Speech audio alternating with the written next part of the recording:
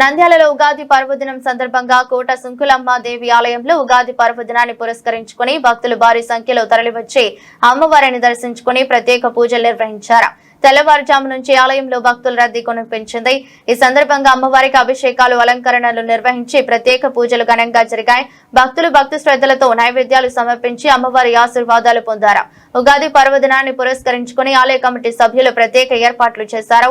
భక్తులకు ఎలాంటి ఇబ్బందులు కలగకుండా దర్శన ఏర్పాట్లు, క్యూ లైన్లు, తాగునీరు, ప్రసాదాల పంపిణీ వంటి సదుపాయాలు కల్పించారు. ఈ సందర్భంగా ఆలయ కమిటీ సభ్యులు మాట్లాడుతూ ఉగాది సందర్భంగా పెద్ద ఎత్తున భక్తులు అమ్మవారిని దర్శించుకుని తీర్థ ప్రసాదాలు స్వీకరించారని తెలిపారు. పండుగ వాతావరణంలో ఆలయం పరిసరాలు భక్తి రసంతో నిండిపోయాయని పేర్కొన్నారు.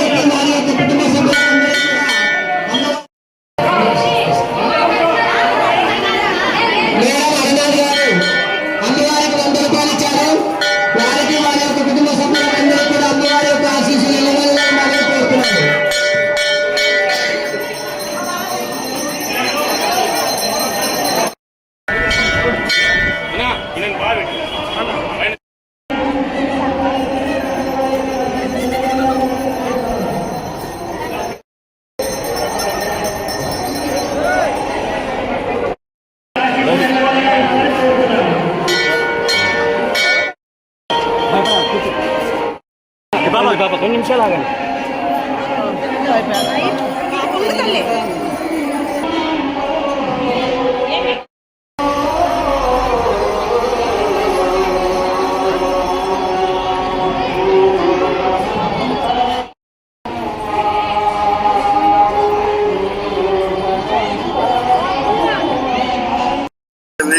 ఉగాది శుభాకాంక్షలు ప్రజలకంతా.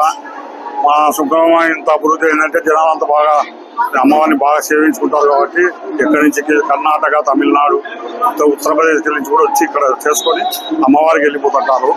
అమ్మవారిని అందరినీ ప్రజలందరినీ చల్లగా చూడాలని కోరుకుంటున్నాను.